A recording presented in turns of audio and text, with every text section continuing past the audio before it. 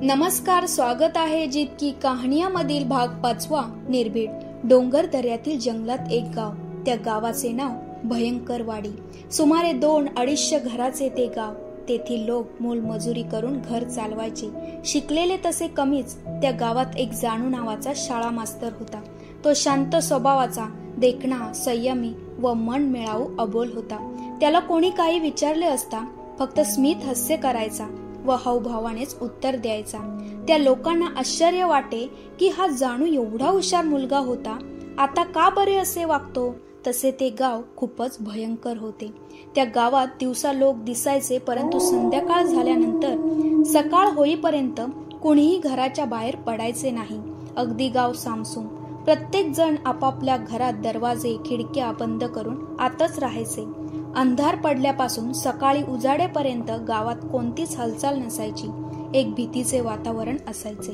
सर्वजण घाबरायचे. कोणी म्हणे भुताटकी आहे, मुंजा आहे, हडळ हिंडते, तर कोणी म्हणे जादूटोणा करणारी चटकीन हिंडते. अशा प्रकारे अनेक अफवांनी त्या गावातील प्रत्येकाच्या मनात भीती बसली होती. आणि ही भीती 1-2 दिवसाचे नव्हे तर 30-40 वर्षापासून होती. याच वातावरणात हा जानू मास्तरही वाढला होता. तोही पक्का भित्रा होता. त्या गावाची ही परिस्थिती पाहून तोही भीतीने ग्रासलाच होता. परंतु मनातल्या मनात तो कुडत असे की मी या गावासाठी काहीच का करू शकत नाही. अमावस्या व पौर्णिमेला काही प्रमुख मंडळी व काही भक्ते, मांत्रिक, कारागीर गावची बांधणी करायला यायचे. बुवा आणि भक्ते या गाववाल्यांसाठी देवच होते. यांच्या शब्दाच्या पलीकडे हे गाववाले जात नसे. जानू मास्तर हा तसा समाजसेवक होता. त्याने लोकांसाठी अनेक प्रकारचे स्कीम आणले होते.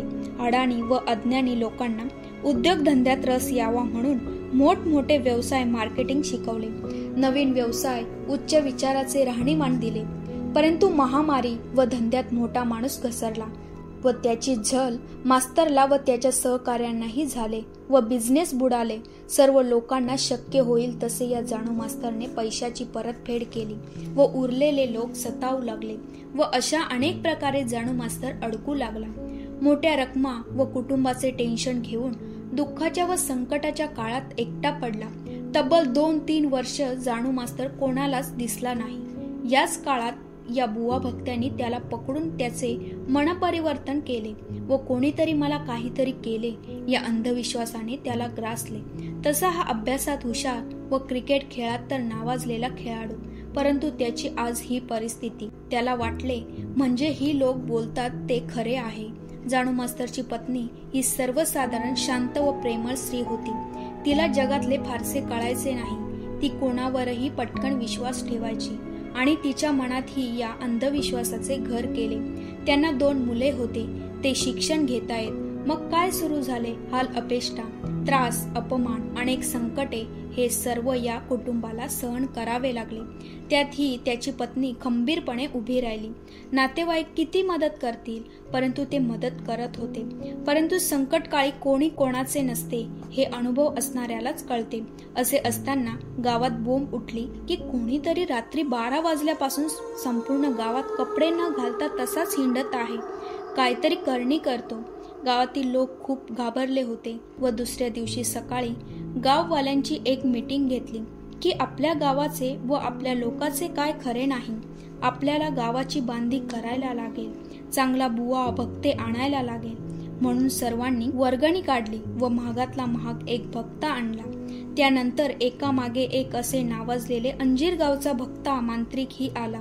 त्या सर्वांनी सूचना व विचार करून चिकूवाडी, भेंडीगाव, वांग्याची वाडी, गंडवे गाव इत्यादी गावाचे भूत, बाबा, बुवा, तोडगे तोटके करणारे येऊ लागले व यांचा धंदा खूप जोरात चालू होता.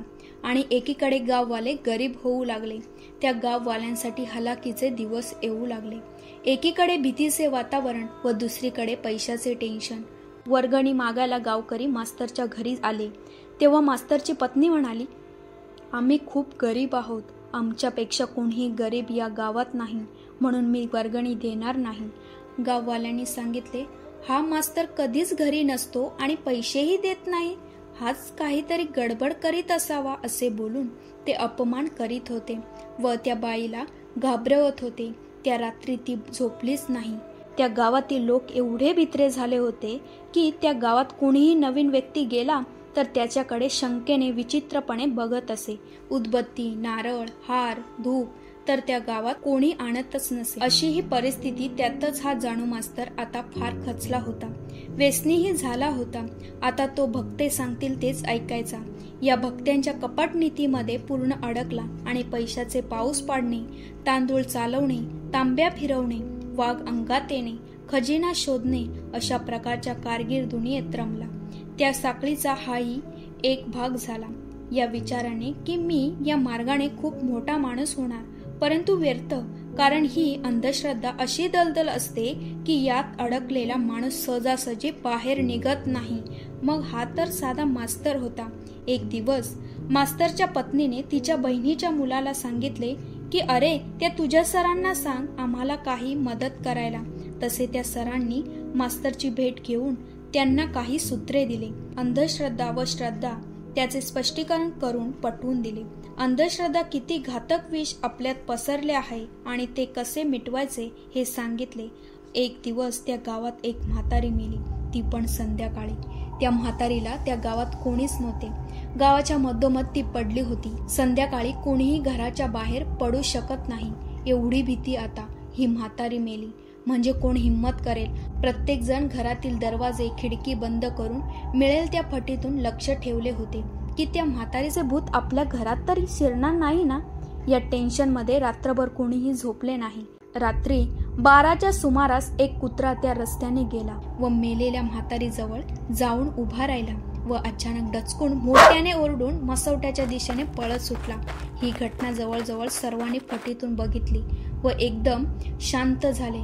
सर्वजण अतिशय घाबरून होते. रात्र वैर्याची होती, भीतीची होती, संकटाची होती. एवढ्यात मास्तरची पत्नी म्हणते जाणू मास्तरला, अहो, म्हातारीचे भूत आपल्या घरात तर येणार नाही ना. मास्तर म्हणाला, उगाच मला घाबरवू नको, गप्प झोप बघू, उजाडल्यावर बघू. शेवटी रात्र संपली. उजाडला व सर्व लोक घराबाहेर आले. गावाच्या मध्यभागी म्हातारी जिथे मेली होती त्या ठिकाणी गेले तर आश्चर्य, ती मेलेली म्हातारीचे प्रेत तिथे नव्हते. लोक पुन्हा सर्व घाबरले. सर्वजण एकत्र आले. घाबरलेल्या लोकांनी ताबडतोब सर्व भक्त्याला बोलवले. भक्ते पण त्याची सर्व टीम घेऊन तासभरात पोचले व त्यांनी हकीकत ऐकून म्हटले, आता तर गावाचा विनाश होणार, एकही माणूस वाचू शकत नाही. हे काम खूप मोठे आहे. प्रत्येक डोक्यामागे 1,00,000 रुपये खर्च होईल, नाहीतर प्रत्येकाचे घर आमच्याकडे गहाण ठेवावे लागेल. लोकांनाही ते पटले. एकमताने सर्वांनी घरे गहाण ठेवून गावाला संकटातून वाचवायचे ठरले. सर्व मांत्रिकांनी विधी चालू केली. बोकड, बकरे, डुकरे आणले गेले. त्यांच्या कत्ली करून संपूर्ण गावकऱ्यांना जेवू घातले. गावकऱ्यांना खूप आनंद झाला की बघा, हे आपल्या संकटाला धावून येतात आणि आज तर मटणाचा जेवण अख्ख्या गावाला दिला आणि आता आपले संकटही जाणार. या विचाराने गाववाल्यांना त्या भक्त्याचा मोठा हेवा वाटे. परंतु वस्तुस्थिती अशी होती की त्यांनी अख्खा गाव लुटला होता. जेवण उरकल्यावर सर्व भक्तांनी घराचे व जमिनीचे कागदपत्र तपासून पाहिले. त्यात जाणू मास्तरचे कागदपत्र नव्हते. त्याला सर्वांच्या समोर बोलवले व विचारले, काय रे, तुझा पेपर कुठे आहे? तू का आमच्या विरोधात जातो का? वर्गणी देत नाही, आमच्या बरोबर येत नाही, आता तर पेपरही दिला नाही. तू तर काही गडबड करीत नाही ना? आम्हाला तुझ्यावर शंका येते. यावर जाणू मास्तर जोरात म्हणाला, होय, मीच करीत आहे. एवढे दिवस नाही केले, परंतु आजपासून करणार आहे. गाववाले सर्व जमले. ते भक्ते ही लक्षपूर्वक त्याच्याकडे बघत होते. सर्वजण सामसूम झाले. जाणू मास्तर, त्याची पत्नी आणि त्याची 2 मुले एकत्र उभे होते व संपूर्ण गाव तिथे होता. जाणू मास्तर म्हणाला, मी एवढे दिवस घाबरत होतो, भीत होतो. आज मी निर्भीड झालो आहे. माझे सर्व कुटुंब निर्भीड झाले आहे.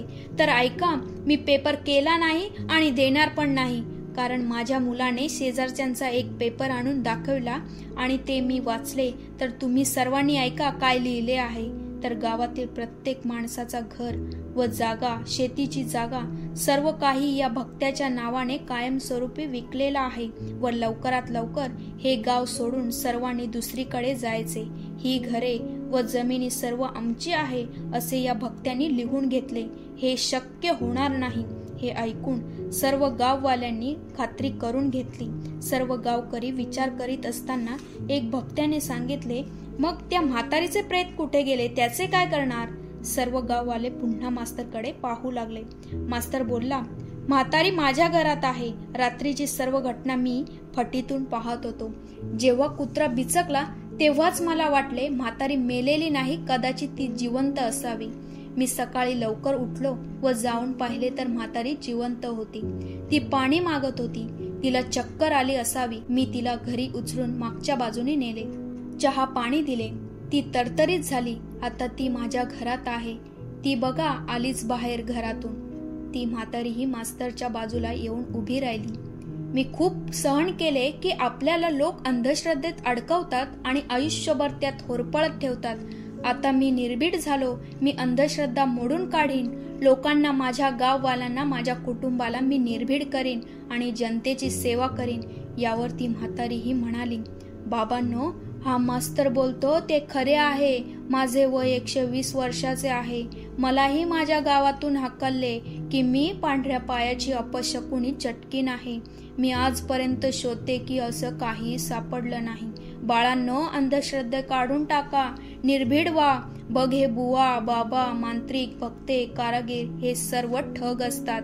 एवढे बोलल्यावर सर्व गाववालेही म्हणाले, हो, आम्ही आता निर्भीड झालो. जाणू मास्तर, तुम्ही बरोबर आहात. या भक्त्यांना व मांत्रिकांना धडा शिकू.